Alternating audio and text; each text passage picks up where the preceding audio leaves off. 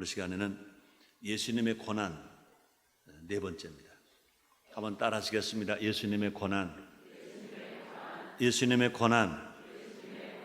예수님은 고난을 당하셨습니다. 2002년 사순절 기간에 예수님의 고난을 주일마다 계속해서 우리가 같이 생각하고 은혜를 나누고 있습니다. 인생을 살면 삶의 흔적이 납니다. 어른들은 그 사람의 얼굴과 손을 보면 그 사람을 알 수 있다고 말합니다. 그 사람의 손과 그 사람의 얼굴을 보면 그 사람을 알 수 있다 이렇게 말합니다. 에브라함 링컨은 이런 말을 했습니다.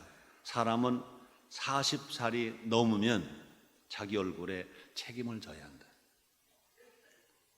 사람은 40살이 넘으면 자기 얼굴에 책임을 져야 한다 그렇게 말했습니다. 과연 나는, 여러분은 지금 어떤 삶의 흔적을 각자 자기 얼굴과 자기 손에 가지고 있는지 한번 생각해 봐야 합니다.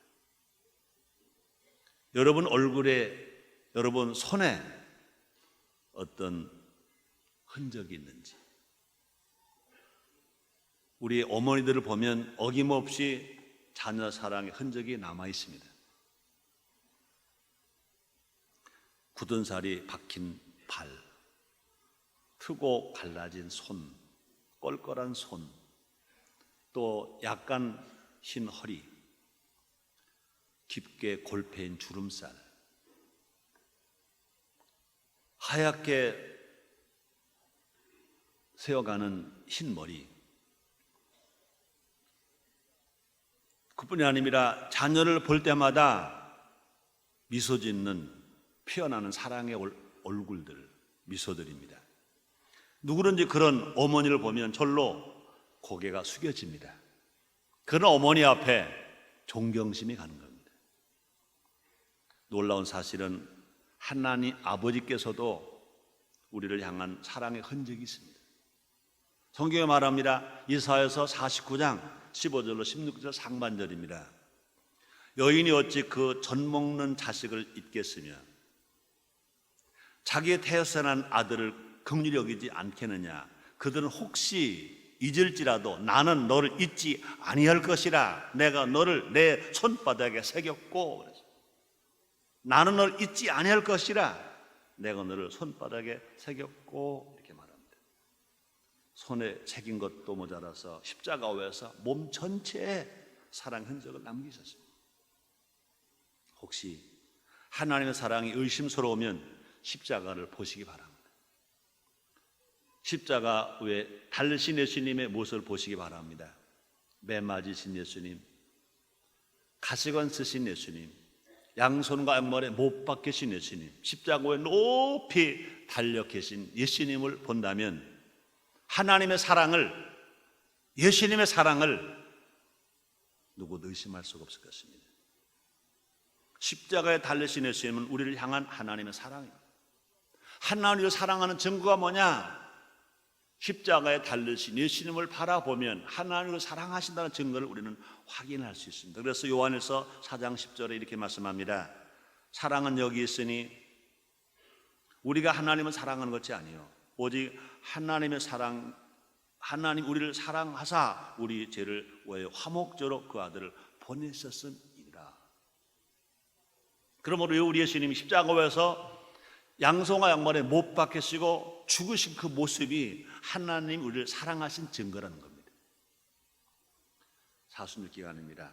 특별히 오늘 또 이 시간 어머니의 사랑보다 더 큰 사랑을 베푸신 예수님을 깊이 생각함으로 말미암아 사랑의 흔적을 내 몸에도 새기고 그 예수님께 더 많이 감사하고 그 은혜를 우리는 이제 거저 받았으니 거저 주는 삶을 살아감으로 말미암아 이 사순절 기간에 예수님의 고난당하신 기간에 우리의 신앙이 다시 회복되고 다시 찾아지고 다시 사는 역사가 일어나시기를 주의 이름으로 축원합니다.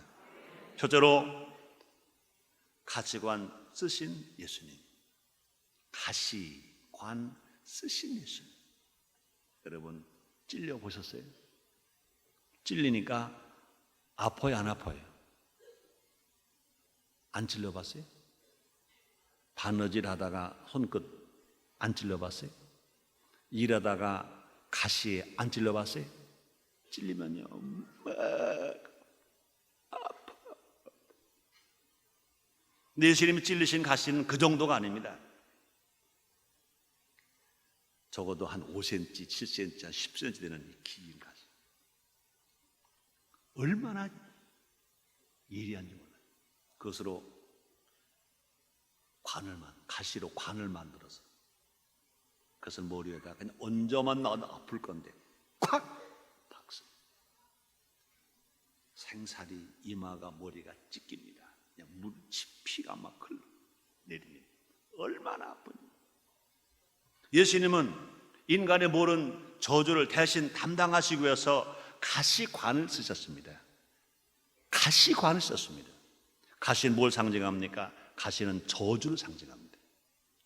창세기 3장 17절로 18절 상반절에 보니까 아담에게 이를 때 내가 내 아내의 말을 듣고 내가 너더러 먹지 말라 한 나무 실과를 먹었은즉 땅은 너를 인하여 저주를 받고 너는 종신도로 수고하여 그 소선을 먹으리라. 땅이 내게 가시덤불 옹곡기를 낼 것이다. 아담과 하와가 범죄하기 전에 에덴 동산은 이 말씀을 본다면 가시는 없었다는 겁니다. 가시의 옹곡기는 없다는 겁니다. 아담과 하와가 범죄했기 때문에 죄값으로 가시의 옹곡기가 났다는 것입니다. 그러므로 가시는 죄의 상징인 것입니다. 가시면류관은 범죄와 인간이 써야 할 죄의 대가입니다. 만화의 왕이신 예수님은요 가시면류관을 쓰셔야 할 이유가 전혀 없습니다. 예수님은요 죄를 짓지 아니하셨기 때문에, 예수님은요 허물이 없으시기 때문에. 그런데 왜 예수님 죄를 안 지시는 불구하고 가시면류관을 쓰셨느냐? 내가 져야 할 가시면류관을, 여러분의 져야 할 가시면류관을 우리 예수님이 대신 지신 것 아시기를 바랍니다. 예수님은 하늘 보좌에서 수많은 영광의 면류관을 쓰고 계신 분입니다. 그래서 요한계시록 19장 12절 상반절에 보니까 그 눈이 불꽃 같고 그 머리에 많은 면류관이 있고 그랬습니다. 피조물된 인간은요 만왕의 왕에게 황금 면류관을 드려야 했습니다. 범죄 인간은요 황금 면류관이 아니라 날카로운 가시관을 예수님께 씌우게 됐습니다. 예수님은 그런 인간을 끝까지 사랑하셔서 우리를 위해서 내가 써야 할 가시관을, 여러분이 써야 할 가시관을 예수님이 쓰셨습니다. 예수님의 공로로 구원받은 성도에게는 의의 면류관이 주어지는 겁니다. 가시관 써야 할 내가, 예수님이 대신 가시관 쓰셨기 때문에 이제 우리가 하나님의 사랑과 예수님의 은혜로 말미암아 오히려 이제 가시관은 벗어지고 의의 면류관이 우리에게 주어진다는 것입니다. 엄청 큰 축복 아닙니까? 디모데후서 4장 4절에서 사도 바울이 말합니다. 이제후로는 나를 위하여 의의 면류관이 예비되었으므로 주고 의로운 신 재판장이 그날에 내게 주실 것이다. 내게만 아니라 주의 나타나심을 사모하는 모든 자에게니라. 그러므로 사도 바울만이 아니라 예수를 믿고 주님을 기다리는 모든 사람에게 하나님 뭐로 말씀하십니까? 의의 면류관을 주신다는 것입니다. 하나님의 사랑이요 예수님의 은혜인 줄 믿습니다. 이제 우리가 구할 것은 뭐냐? 세상의 금면류관이 아닙니다. 영혼과 존귀와 영광과 존귀와 영광의 면류관을, 찬양의 면류관을 그를 위해서 가시관 쓰신 예수님께 드리는 것입니다. 우리를 위해서 가시관 쓰신 예수님께 드리는 것이. 그럼 우리는요 우리 예수님께 영광의 면류관을 바르시옵소서, 존귀를 바르시옵소서, 찬양을 바르시옵소서. 우리 주님 나를 위해서 가시관 쓰셨사오니 이제 우리가 구원을 받았습니다. 모든 것 주께 드립니다. 찬양을 바르시고 존귀를 바르시고 영광을 바르시옵소서 하고 드리는 우리 모두가 됩시다. 우리는 영원히 시들지 않은 하늘의 면류관을 또 구하는 것입니다. 어떻게 하면 됩니까? 내 자녀, 내 가족, 내 친정, 내 친구, 내 이웃들을 우리가 전도하고 양육하고 제자를 삼고 제자를 살면 우리 모두가 다 다시 우리 하나님 우리에게 뭘 주신다고 말씀하십니까? 영광의 면류관을 주신다고 말씀하십니다. 그래서 베드로전서 5장 2절로 4절에 보니까 사도 베드로 이렇게 말합니다. 너 중에 있는 사람의 양무리를 치되 부득이 아무렇지지 말고 오직 하나님 뜻을 쫓아 자원함으로 하며 더러운 일을 위하여 하지 말고 오직 즐거운 뜻으로 하며 맡겨온 자들에게 주장하는 자세로 하지 말고 오직 약물의 본이 되라. 그리하면 목자장이 나타나실 때 시들지 아니하는 영광의 멸록을 얻으리라 말씀하셨습니다. 여러분, 열심히 전도하고 열심히 양육하고 열심히 성도를 돌아보고 열심히 예수를 자랑함으로 말미암아 우리가 천국 가서 영광의 멸류관을 얻는 우리 모두가 됩시다. 온갖 시험과 환난 중에도요 충성함으로 말미암아 생명의 멸류관을 또 우리가 쓰는 것입니다. 그래서 계시록 3장 10절에 보니 이렇게 말씀합니다. 내가 장차 받을 고난을 두려워 말라. 볼지어다 마귀가 장차 너희 가운데서 몇 사람을 옥에 던져 시험을 받게 하리라. 너희가 10일 동안 환난을 받으리라. 내가 죽도록 충성하라. 그리하면 내가 생명의 멸류관을 네게 주리라 말씀하십니다. 두 번째입니다. 양손과 양발에 못 박히신 예수님. 예수님은요 양손과 양발에 큰 대못이 박히셨어요. 얼마나 아프시겠습니까? 예수님은 인간의 손과 발로 지은 모든 죄를 지시고 십자가에 못 박히셨어요. 내가 지은 죄 때문에, 여러분이 지은 죄 때문에, 손으로 지은 죄 때문에, 발로 지은 죄 때문에 우리 예수님이 큰 대못에 손과 발이 박히셨습니다. 그래서 마가복음 15장 27절에 보니 이렇게 말씀합니다. 강도 둘을 예수와 함께 십자가에 못 박으니 하나는 그 우편에 하나는 좌편에 있더라 이렇게 말씀했습니다. 우리가 상상할 수 없는 고통이 예수님께 가해진 것인 것입니다. 당시 사용된 못은요 길이가 약 13cm부터 18cm 한 뼘이 돼요. 그 굵기가 얼마나 굵으냐? 1cm 내지 1.5cm. 그러니까 보통 장정의 검지손가락 아니면 엄지손가락. 지금처럼 못이 기계로 빠져나와가지고 매끄러운 못이 아닙니다. 그리고 쇠로 망치로 두드려서 만드는 못, 껄끌껄끌한 못. 길이가 13cm부터 18cm까지. 굵기가 1cm는 1.5cm. 이 무지막지한 쇠못이 예수님 손발에 박힙니다. 못을 박은 자리는요 우리는 흔히 그냥 손으로 알지만 실제로는 손목인 것입니다. 고대 근동에서는요 손목은 팔이 하는 손의 일부를 취급했기 때문에 그렇습니다. 그러므로 거대한 새 대못이 손목과 발등에 박힙니다. 이제 뼈가 막 으스러집니다. 그뿐이 아닙니다.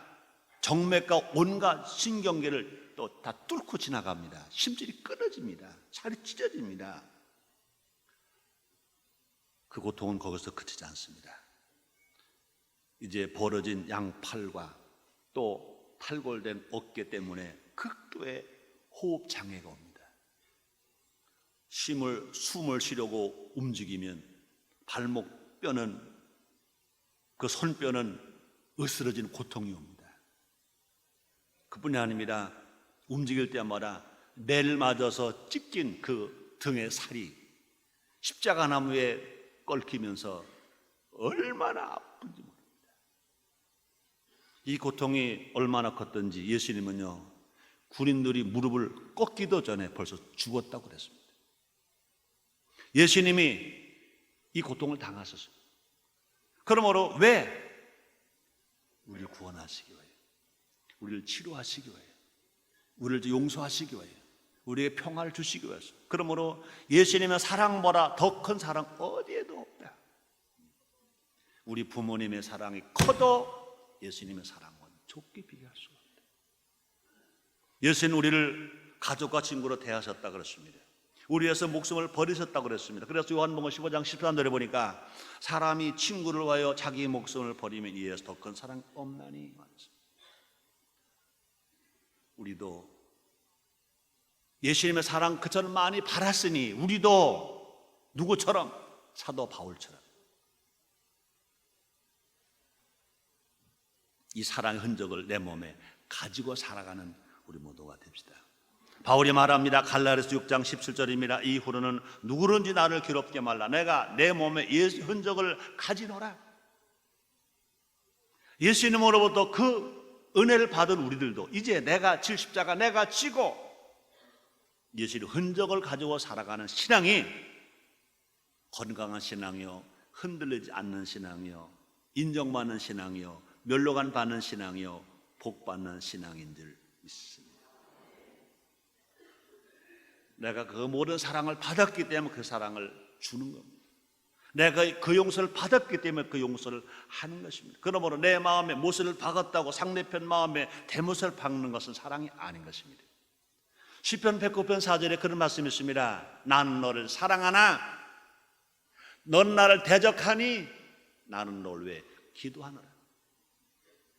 예수의 흔적은 이웃을 위한 희생과 헌신의 흔적입니다. 이웃을 위해서 희생하고 이웃을 위해서 헌신할 때 이것이 예수님을 위한 흔적인 것입니다. 감사하게도 우리 교회가 생활보호 대상자 독거노인을 돕는 것, 시간을 들이고 몸을 들이고 물질 들이고 아까워하지 않는 것, 이런 것들이 예수님의 그 사랑을 나타내는 흔적인 것 믿으시기를 바랍니다. 예수님의 흔적은 또 그뿐이 아닙니다. 영원 구원을 위해서 고난을 당한 흔적인 것입니다. 우리 예수님은요, 아담과 범죄한 이후로 멸망받을 수밖에 없는 우리들을, 영이 죽었던 우리들을 영혼을 살리고 하나님의 자녀가 되고 하나님의 사랑받기 위해서 그 고난을 당하신 것입니다. 그러므로 우리가 예수의 흔적을 받기 위해서는요, 우리도 이 복음을 나가 전할 때 핍박받을 때가 있습니다. 조롱받을 때가 있습니다. 업신여김을 받을 때가 있습니다. 그럴지라도 당당하게 복음을 전하는 그것이 예수님의 흔적을 남기는 길인 줄 믿으시기를 바랍니다. 믿음의 선배들은 예수님의 흔적을 남기기 위해서 복음을 전하다가 때로는요 물벼락도 받고 때로는요 불벼락도 받고 많은 고통과 죽음도 당했지만 굴하지 아니하고 그 길을 갔던 것입니다. 이 물벼락 그러면은 저는 하나 생각나는 분이 계세요. 제가 여로순 복음교회 있을 때 저와 함께 신학교를 졸업한 목사님 계셨어요. 김철령 목사님이라고. 그분은 저보다 몸이 저보다 한 배는 더 있을 거예요. 너무 크신, 손도 크세요. 그분이 찬송을 인도하면요 뭐 떠내려갈 정도. 그분이 또 기도하고 안수하면요 이건 뭐 떠내려갈 정도. 근데 그분이 답심리 교구를 맡았을 때 아침 일찍 가서 단합 예배를 드리는데 갑자기 찬송 예배 드리러 찬송인들을 막 하는데 갑자기 문이 드드득 열리더라는 거예요. 근데 그 순간 물바가지 생각. 물바가지 부엌에 가서 표준 말인지는 모르겠습니다. 자신물통 이걸 들어다 갖다 확 부어버립니다. 예배인도 하고 있는데 그래서 자기는 가만히 있었대요. 가만히 있었더니 물이 다 흘러서 내려가더래요. 그러고 그대로 찬송했대요. 근데 이상하게 뭐가 좀 걸리더래. 이렇게 보니까 콩나물이더래. 이게 또 뭐 걸리더래. 또 밥풀에다가 고춧가루에 막 걸리더래. 끝까지 예배 다 드렸대요. 자기가 순간 보통 일 같으면 화날 일이죠. 싸울 일이죠. 근데 자기는 복음을 증거하다가 이 정도의 아픔이야, 이 정도의 물벼락이야, 난 참을 수 있어. 참아야지. 끝까지 찬송기도 다 하고 예배는 다 끝났어. 주기도문을 딱 예배를 마치니까 밖에서 서서 기다리던 남편이 들어와서 무릎 꿇고 잘못했다. 만약에 예배 드리다가 물벼락 맞고 자신물통 물벼락 맞고 야 이럴 수 있어 싸웠다면요 아무것도 안 되지. 아무것도 안 돼. 사람들. 예수님이 그렇게 고난당하신 거에 비교하면 우리가 복음을 전하다가 물벼락 맞는다, 욕을 먹는다, 아무것도 아닌 거예요. 예수님이 지신 십자가에 비교하면 그 고난에 비하면 아무것도 아닌 거예요. 견디는 우리 모두가 됩시다. 우리 모두 예수님이 가신 그 길을, 때로는 그것이 영웅밖에 그 길이라도 혹시 배고픈 그 길이라도, 멸치 천대 받는 그 길이라도 예수님 가신 그 길을 성령님 모시고 기쁨으로 쫓아가는 우리 모두가 됩시다. 제자가 됩시다. 세 번째입니다. 옆구리를 창에 찔리신 예수님. 예수님은요, 가시관만 쓰신 거 아닙니다. 양성과 양벌의 대문만 바뀌신 것이 아닙니다. 옆구리에 창을 찔리셨어요. 물과 피를 탁 쏟으셨어요. 그러면 예수님은 죽은 후에도 고난을 겪으셨습니다. 로마 군의 창에 찔려 피와 물을 다 쏟으셨습니다. 그래서 요한복음 19장 34절 이렇게 말씀합니다. 그 중 한 군병이 창으로 옆구리를 찌르니 곧 피와 물이 나오더라. 학자들은 말합니다. 이 물과 피는 가슴 주변과 그 심장에 터져서 나오는 것으로 본다는 겁니다. 예수님은 심장이 터질 정도로 고난을 겪으신 것입니다. 시편 기자가 십자가 달리신 주님의 고통이 얼마나 크신지 이렇게 예언해 놓았습니다. 그래서 시편 22편 14절로 15절입니다.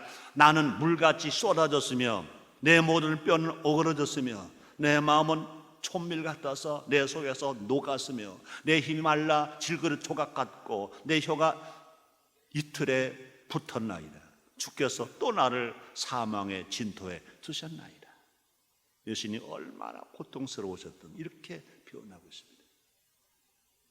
이 모든 고난은 하나님의 말씀을 이루기 위함이요, 하나님의 말씀대로 살기 위해서, 하나님의 말씀을 이루어드리기 위해서 예수님은 이 고난을 겪으셨습니다. 그래서 요한복음 19장 36절 37절 이렇게 말씀하십니다. 이 일이 이룬 것은 그 뼈가 하나도 꺾이오지 아니할 한 성경을 응하게 하려 함이라. 또 다른 성경에 저희가 그 찌른 자를 보리라 하였느니라 말씀했습니다.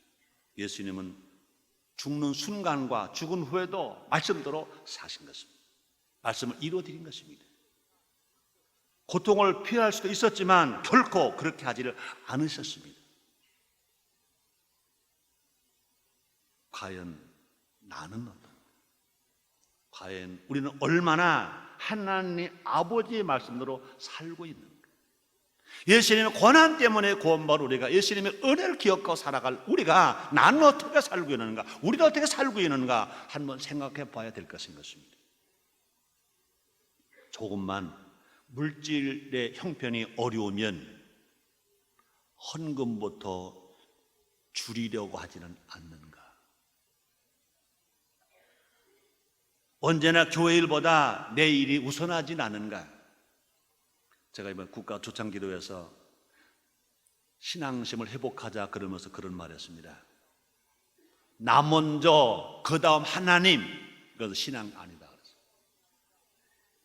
건강한 신앙 어떤 신앙입니까? 하나님 먼저, 너 먼저, 그리고 나. 우리는 기도해야 됩니다. 열심히 예배드려야 됩니다. 근데 기도와 예배만이 신앙이 아닙니다. 그의 삶의 순서가 하나님 먼저, 너 먼저, 그리고 나 할 때 그 신앙은 건강한 신앙인 것입니다. 교회 안에서 신앙만이 건강이 아닙니다. 교회 밖에서 신앙이 생활로 나타날 때 그 신앙이 건강한 것인 것입니다. 한번 따라해 보세요. 하나님 먼저, 너 먼저, 그리고 나. 그렇습니다. 우리 삶의 순서가 있습니다. 하나님 먼저, 너 먼저, 그리고 나. 그런 삶으로 살아가는 겁니다. 그뿐이 아닙니다. 텔레비전 볼 시간은 있어도 구역 예배 들을 시간은 없는다고 말하진 않는지. 하나님 우리를 사랑하셔서 독생자 십자가에 내주셨습니다. 고통을 통하여 온몸에 사랑의 흔적을 예수님 남기셨습니다. 그뿐이 아닙니다. 말씀대로 살아갈 때 하나님 그 자녀에게 축복하시겠다고, 복 주겠다고 약속까지 하셨습니다. 우리 모두 어떻게 살아야 됩니까? 하나님 아버지의 말씀대로 삽시다. 뜻이 하늘에 이룬 것 같이 땅에서도 이루어지도록 우리가 몸 들이고 시간 들이고 물질 들이고 헌신하며 살아가는 우리 모두가 됩시다. 우리도 예수님처럼 어떠한 고난 속에서도 말씀대로 살면 부활의 영광이 나타납니다. 고난이 없이 부활은 없습니다. 말씀대로 행함이 없이 하나님의 축복은 없습니다. 구원은 공짜, 축복은 심은 대로. 하나님 사랑받는 우리 모두가 됩시다. 결론입니다. 사랑이 뭐냐? 상대를 위한 희생입니다. 사랑은 뭐냐고요? 상대를 위한 희생이 사랑입니다. 또 사랑은 뭐냐? 사랑은 노는 게 아니다. 사랑은 일하는 거다. 왜?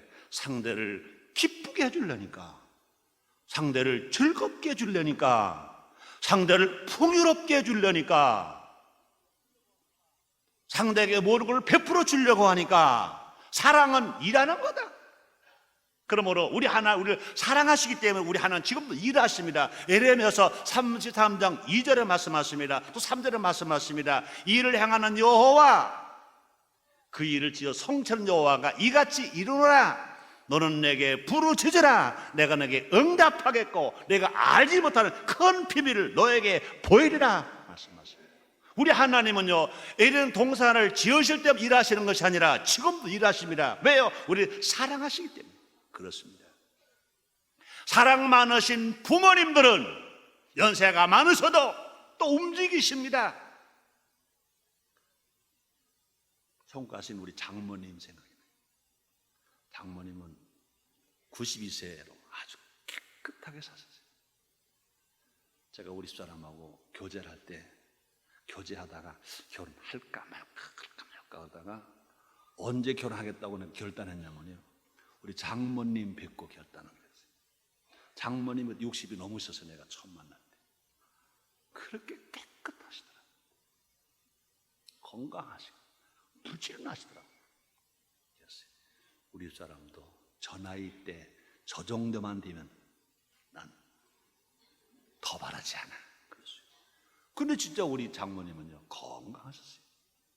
92세 돌아가셨는데 91세가 되실 때까지 제가 많이 모시고 있었는데, 사실은 우리가 모시고 계신 것이 아니라, 모시고 우리 있었던 것이 아니라 우리 장모니 우리를 베풀었었어요. 김치 하는 것도 몽땅, 장 담는 거 몽땅 다 와서 하시는 거예요. 왜 그래요? 왜 그래요?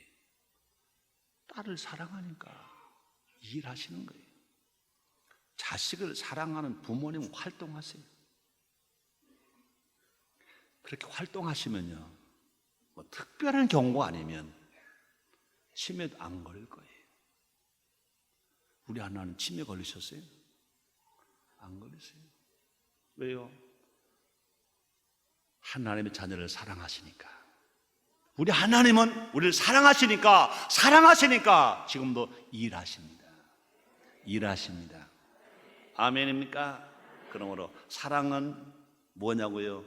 상대방을 위해서 희생해 주는 거예요. 사랑은 뭐냐고요? 일하는 거예요. 따라합시다. 사랑은 노는 게 아니고 일하는 거다. 여러분, 그저 사랑한다고 둘이 방에 앉아가지고 여행에 다니고 놀러만 다니고 그 사랑하는 게 아니에요. 사랑하는 게 뭡니까?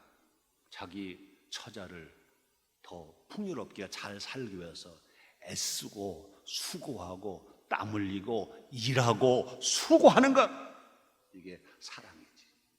아멘. 따라서 사랑은 수고하는 거다.